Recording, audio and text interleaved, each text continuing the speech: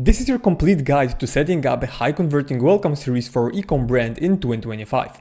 If you don't know this, welcome flow alone can generate between 25 to 40% of your email revenue and almost 10% of your total source revenue for e-com brands doing over 100k a month. Yet, most e-commerce brands either don't have this welcome flow set up at all or are using some outdated strategies that just don't work anymore and convert at below 1%.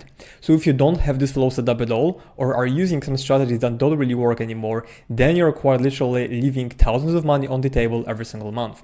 So in this video, I'll walk you through how to set up your welcome flow, what is the best and most optimal structure for the welcome flow for the e-com brand, and I'll be also building a welcome sequence with you live. So let's get right into this. But first of all, before we get into the nitty-gritty and the exact structure for the welcome flow, I want to talk about your setup, because setup is very, very important when it comes to having the right welcome flow. And by setup, I mean choosing your right email software. The right email software can be the night and day difference, because the right email software has very good deliverability. It makes sure that all of the images are displayed properly, and then it also helps you apply the right filters so you're not spamming your audience and actually sending emails to the right people at the right time. So I know that a lot of brands are using softwares like MailChimp, HubSpot, or anything else, but the truth is that the best e-com software for email marketing for e-com brands is gonna be Klaviyo. Now, I'm not affiliated with them by any means, it's just the best software out there. And I know there's gonna be other softwares that you can be using, but again, this is not a sponsored video or anything. I just generally think Klaviyo is the best. They also got lots of funding from Shopify directly, so the platform will only keep getting better. And yes, there are some cheaper alternatives, like for example, Omnisend is a decent one that's developing, but the truth is that if you want to get the best results, Klaviyo is the best one. Even if it's gonna cost you a little bit more, the ROI and the money you make out of this is gonna be way, way better. So that's regarding the software, because again, this is like the core and everything you do for your welcome flow. And you can also probably use some Shopify email setup, but really that doesn't work pretty well. Their deliverability isn't great, and overall those emails don't look as well as the ones that we can set up in Klaviyo. So that's also another thing, because brand perception is super, super important.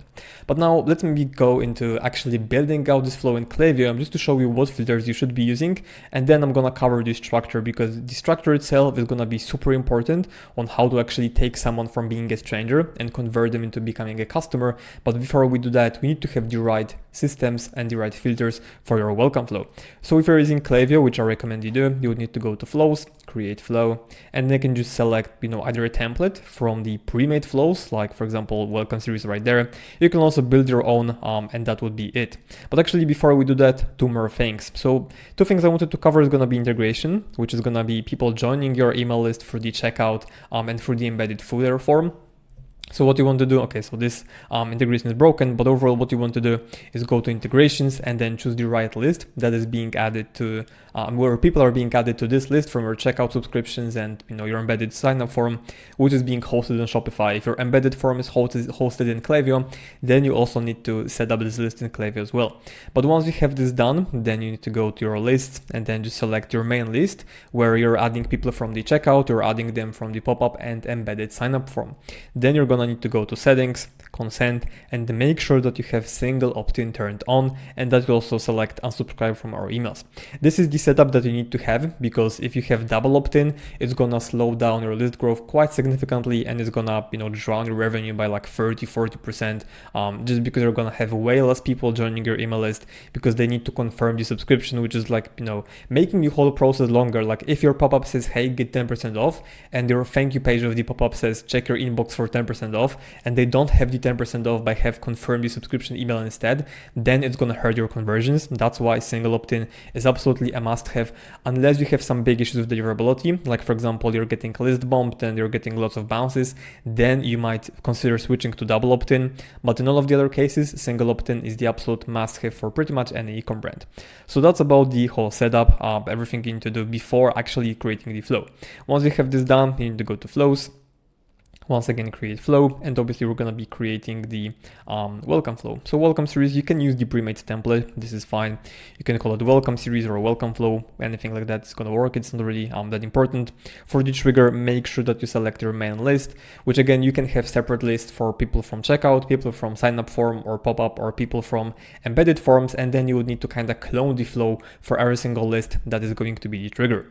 Okay, so trigger is covered. It's gonna be, people joining your list or newsletter list in this case, but then the job is not done yet. You need to have the proper and the right filters. So what you want to do is, first of all, exclude anyone who has ever bounced. You don't want to have any bounces, especially for getting a list bombed, right? Because then it's gonna make your deliverability even worse. So make sure to add the filter bounced email 0 times overall time.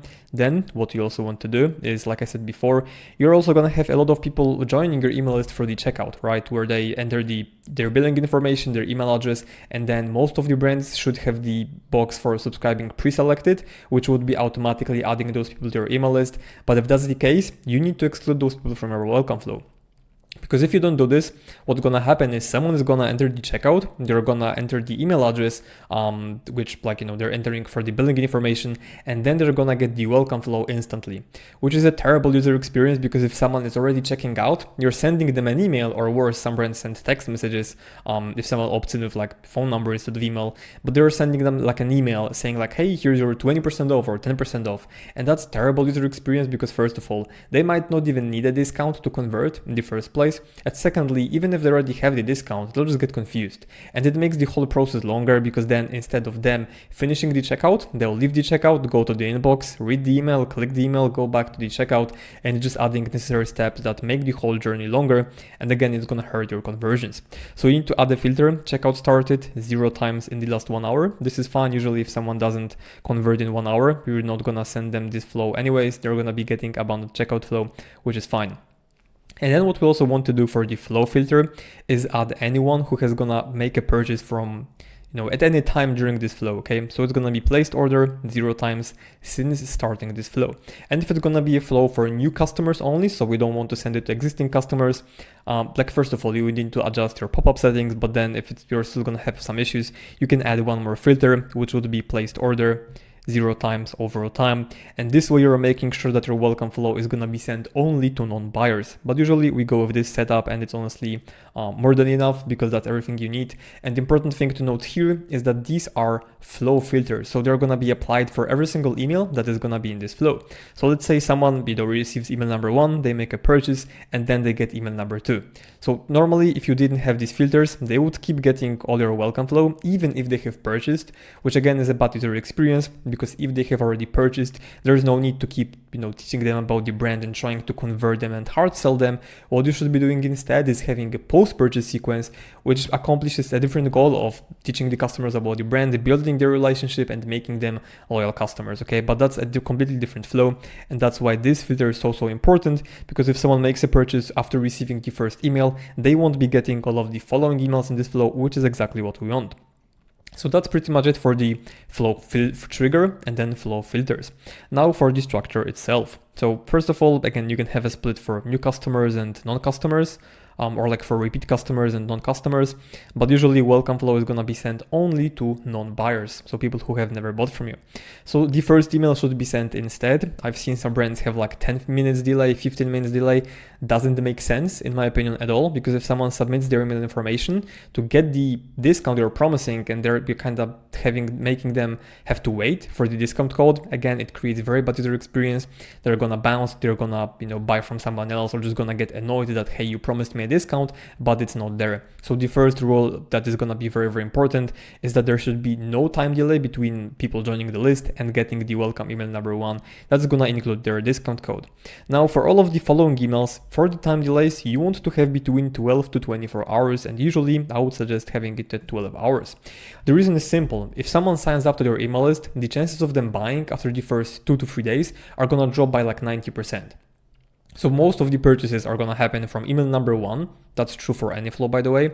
And then the next most sales are gonna come in email number 2, and then the next most sales, or like place number 3, let's say, would be from the last call email for the urgency, which is gonna be like, hey, your discount is expiring. But the time delay for all of these flows, or for all of these emails in this flow, should be between 12 to 24 hours. And if you don't know which one and you're trying to figure it out, just run a simple A/B test, okay? So you would drag and drop conditional split, you would make it random sample, 50-50. One path would have 12 hours time delay, the other one would have 24 hours or 1 day time delay. And this way you can easily see which version or variation would convert better, right? Because you don't want to do any guessing, you want to actually see hard data to know, okay, like this version is doing better. Another important thing is gonna be smart sending. This is something you need to have turned off. Otherwise, if you have smart sending turned on for 16 hours and your time delay is 12 hours, nobody's ever going to get this email because they just got another email sent 12 hours ago. So this time delay is too short for them to get the second email. But again, in the welcome flow especially, what you want to do is try to get as many emails as possible in the shortest time possible, because this way you're increasing your chance of someone becoming a customer from your prospect. Okay, so this is for the technical setup. Again, like really, if you were to add more emails, you would just keep adding, time delays, and you would keep adding emails and so on and so on. So this is pretty simple, but now you might be wondering, okay, I know how to build the flow, but what kind of emails do I actually send? And that will be a very fair question, because this is another thing you should be thinking about, because most brands try to just plug anything and they're gonna be like, okay, let's send this email, let's send that email, and they have no strategy at all. And having no strategy at all and having the right strategy can be a difference between you making 10K a month and you making 30K a month from your welcome flow alone. So that's why this structure is something that has been proven to work for over 40 e-com brands right now. This is what we're using for most of our clients, and anytime we implement it and even A/B tested against their current welcome flow, it usually performs better, because first of all, the length is ideal. We used to do super long welcome flows, like 10 emails, 15 emails, and they used to work, but right now what we're seeing work better is short, condensed flows, sending emails every 12 hours, in some cases maybe even 8 hours, and being a little bit more aggressive with how we are sending out those emails. But again, it just works. Like, yeah, I know that you might have a concern of deliverability or spam complaints, but you're not getting them. And even if there's always gonna be some spam complaints, but overall the extra revenue coming from this aggressive approach is gonna outweigh the negative consequences quite heavily. Because if you get spam complaint, like, let's be honest, it's gonna be 0.1, maybe 0.3% of all recipients, which means that 99.7% of all of those recipients don't mind getting so many emails in such a short time frame. So this is a very important thing to state, because I know that quite a lot of brands are kind of scared to send a lot of emails in a short time. But again, for the welcome flow, it's completely fine, because the longer the flow is, the lower chances of someone buying are gonna be. And even if you set up this flow in your account, you're gonna see that most revenue is coming from this email. Then most revenue after the email number 1 is gonna come either from email number 2 or from email number 6. So now let's get into the structure. Just like quickly, this is gonna be a mistake. So this is gonna be story from the founder. Okay, so for the email number 1, you don't really want to do too much. Email number 1 is gonna be all about giving the promised incentive. Again, you have time constraint on you. If you gave someone, if you promised them 10% off, you can't wait to hold on for 1 hour, because hey, maybe they'll buy without a discount, so I make more money because my margins are better. No, you can't be doing that. If you promised them a discount, give it instantly, right away, while they're still in the buying mode, because otherwise they might take more time, change their mind, and never buy from you. So the first email is gonna be like a hot potato kind of thing, where you just want to give them the discount right away. Your discount code has to be in the above default section, so they don't have to scroll to find it. And ideally, you want to have dynamic links that are auto-applying the discount code at the checkout, and yes, that works even if you're using dynamic codes. Okay, so this is what you need to do. Remove as much friction as possible, and remove as many steps as you can from the customer end, so the whole journey is going to be shorter for them, and they're more likely to finish the purchase. That's going to be email number 1. Again, auto-apply all of the discounts across all of your emails, in all of the flows really, but in the welcome flow especially. Then we're going to wait some time, and we're going to send email number 2, which is going to be story from the founder in a plain text format. So I was kind of on the edge of okay, do we do this email or should we skip it? But for any brand that we set it up, it's crushing it, absolutely crushing it. People seem to love stories. People seem to love, the reason why someone started it. And I'm very glad it's the trend, because a lot of brands thought that AI is going to take over. That's not true. We're seeing actually a trend of being authentic and sharing the story work better than just kind of being a robotic voice note, hey, here's your 10% off, buy now or it ends soon. Stories from the founder absolutely crush it. One small tip for you is that, for example, if the majority of your customers is a female audience, make sure that your story from the founder is also coming from a female or from a woman. And I know that, okay, if you're a man, but you founded a brand, what should I do? Well, I don't want to encourage you to doing any misleading practices, but maybe you can create an avatar of a co-founder or someone who's behind the brand as well, just so it works better. And I know this might not be ideal. If you want to be authentic, obviously don't do it. But we have some clients who are okay with us doing it, because like, let's just be honest, you're selling a product for, for women, and you're coming off as a, hey, John, and I founded this brand for women because of my mission for whatever. It's not going to be as relevant as if you have women talking about, okay, like, I created this brand because I was just like you, I was struggling with the same, issues as you. For example, my periods were terrible. I was getting, like, whenever it came, I was lying 3 days in bed, but then I created this supplement which makes it whole, like, more like easier to go through, and it's the whole different story if it actually comes from a female avatar than from the male avatar, if you know what I mean. So again, story from the founder in a plain text format absolutely crushes it. You don't even need to be selling that much in this one. Just actually write the story about how the brand got started, what was the mission, vision, and all of that, and it's gonna absolutely crush it for any brand that you do it for. Then email number 3 is gonna be talking about guarantees, solving main objections, and really making sure that this is gonna be very sales focused email. And again, nothing wrong with that, just because you're actually trying to convert them. So selling them is a good thing. I don't want to give you like a specific email examples because every brand is going to have different guarantees. Your customers are going to have different objections, but overall it's going to be, this email is going to come down to you talking about, for example, free shipping, hassle-free returns, 60-day money-back guarantee, anything else that is a common objection for you where people usually, they fall off, they don't complete the purchase. They're like, okay, this is like an objection. For example, I don't trust this brand. If that's the case, you can say like, hey, join 20,000 satisfied moms that transformed how their baby sleeps, and just going to be more relevant. Then 4th email is going to be you versus them. So people, whenever they're looking for a solution, they're doing it actively. The times of someone seeing a product and be like, oh my God, like this is the one of a kind product I've never seen before, are kind of gone. They usually like to compare the products and the solution, based on pricing, on what you offer, what ingredients you're using, what is your mission, because that's becoming very, very important from what I'm seeing. So that's why you want to really compare yourself directly to competitors. Of course, don't call them off and be like, hey, don't buy from this company, don't call any names.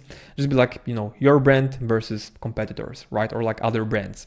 And then just simply actually walk customers through your USP and why they should buy from you. So like, what's the one or like top 3 things that make you stand out from the competition, and what it is they're doing differently.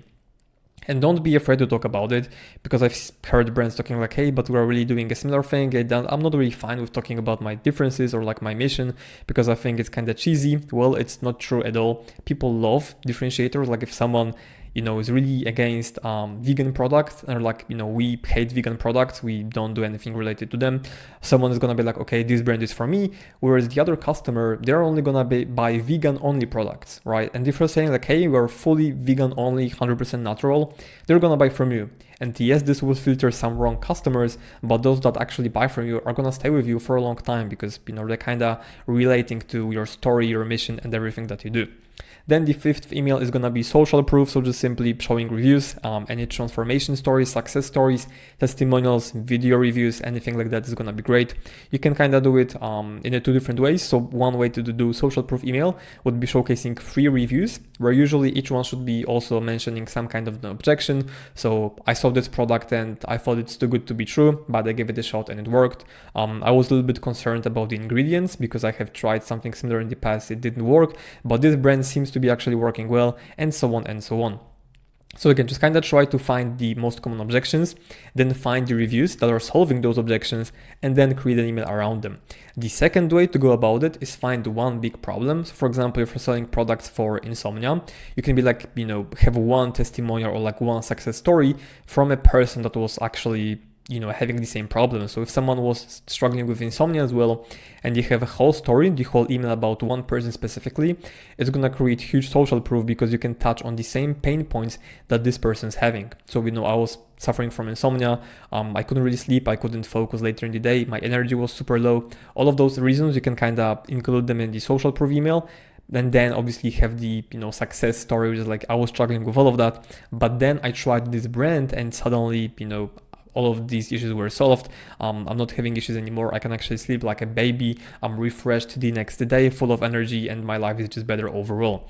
One more tip is just like an email number 2. If most of your customers are gonna be male or female focused, your social proof story or testimonial should also be coming from the same gender as the main customers of the brand. And again, this is not something that's gonna transform completely your results, but it's just gonna make them way better than if it was coming from the opposite gender pretty much. Now the last email is gonna be urgency. So urgency is also one of the main factors behind someone buying and not buying from you. And if you don't have this email, people are just gonna forget, be like, yeah, I still have time to use the discount code, so I don't need to hurry, I can buy it whenever I want to. This email is kind of changing that, because it's like, hey, your discount code is actually going to expire, so if you want to get 10% off and still try our product, now is the time, or it's gonna be gone in like 4 hours. So again, this is very important. This email usually is gonna have a plain text format as well, just because it works so well that we're using it for the majority of our clients, because plain text formats work absolutely great when it comes to anything related to urgency, stories from the founder, and so on and so on. So this is really the structure that I would recommend you use for the welcome flow. Again, I know there's lots of other welcome flows out there that you can go and try, but this is what's working right now for our clients. And again, it's been battle tested for over 40 e-com brands, so we know that it works for sure, right? Like, you can go ahead and try something else, but this has been proven to work, so you can go ahead, implement it, and try for yourself.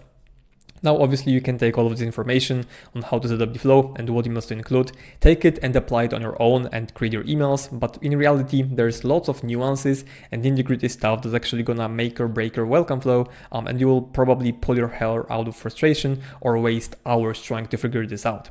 And if you're doing at least 100K per month in revenue with your e-com brand and you want a handoff email marketing that's gonna be completely done for you, everything from scratch to copy, design, segmentation, everything else, click the first link in the description to book a free call with me and my team. We've helped countless brands scale past 7 and 8 figures in monthly revenue. So if that's you, if you also want to profitably scale using hands-off email marketing, then click the button below this video and I'll see you there. Also, click this video on the screen for a complete breakdown of our BCM framework that turns email into a revenue machine and just not another retention tool. I hope you enjoyed it. Click the link below to book a call and I'll see you in the next one. Cheers.